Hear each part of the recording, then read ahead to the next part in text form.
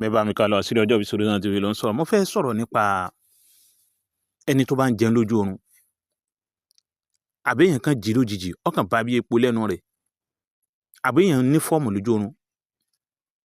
Ó ní ìbálòpọ̀ lójú oorun. Àbẹ́yàn rí pé nǹkan kan máa kọlà sóun lójú oorun lára tóun bá ti jí sáyé. Àbẹ́yàn ṣàkíyèsí wípé tóun bá ti jí òun máa ń ní wéètì sí i látọjú oorun wá, ọ̀rìn máa ń rìn òun mọ́lẹ̀. Àbí nǹkan kan sá máa ń ṣẹlẹ̀ sí ọ. Àbó ṣàkíyèsí pé ọfà ń bẹ lára rẹ̀. Lọ bá mi dán kinní ìwò, ó dúpẹ́ fọlọ́run. Lọ bá mi wá òróró Goya original. Òróró Goya, that means share, the more you share, the more you gain. Àṣírí ọjọ́ ìbí Solution TV ló ń sọ̀rọ̀. Bá mi wá òróró Goya original. Òtó onígò yẹn ni ọ wá, onígò ni ọ wá. Yóò dàn fún ọ, ó sì dúpẹ́ fọlọ́run. Onígò ni ọ wá. Tó bá ti wá rí òróró Goya, lọ bá mi wá atare odidi kan. Bá mi lọ atare yìí kó di powder. Ó sì lè má lọ tó bá rọ̀ ọ́ lọ́rùn. Bá mi dà sínú ike kan. Ẹ wá lọ wá, à ń pe ewé kan ní ewé ewúro odò. Ewé ewúro odò. Tó bá ti dé tí odò, ẹ lọ já.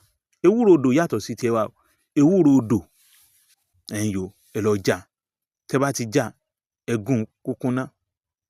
Ẹ wá lọ bá mi wá ń pe ewé kan ní ewé eégún ọ̀run. Ewé eégún ọ̀run. Ó dà gẹ́gẹ́ bí flower báyìí la wọ́n fi dẹ́rù bà á lóko nígbà kan. Ewé rẹ̀ la nídìí. Eégún ọ̀run. Ewé rẹ̀ la nídìí. Àwọn kan ń pè ní eégún, àwọn kan ń pè ní eégún ọ̀run. Ewé rẹ̀ la nídìí. Tó bá ti bá mi bá mi gún náà pọ̀. Wá dà ó di méjì tó gùn pọ̀. Ó yá dà sínú òróró Goya original yẹn.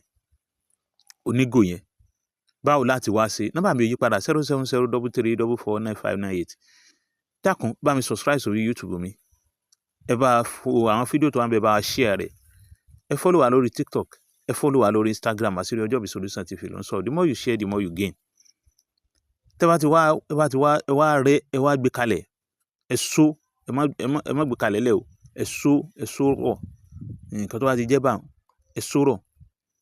Ẹ fi ilẹ̀ láàrin ọjọ́ méje. Mo ti ṣàlàyé bá ti ka ọjọ́. Tó bá jẹ́ pé exactly bí 10 o'clock lónìí ló bá gbé síbẹ̀. Tó bá ti di lọ́la, ìjọ kan ṣẹ̀ṣẹ̀ pé nú 10 o'clock lọ́la, ìjọ kan ṣẹ̀ṣẹ̀ pé nú 10 o'clock ọ̀túnla, ó di ọjọ́ méjì nù. Bó ṣe kà fún 7 days nìyẹn. Tó bá ti wá sọ̀kalẹ̀ anything, kódà kó má kí wá lójú oorun lójijì.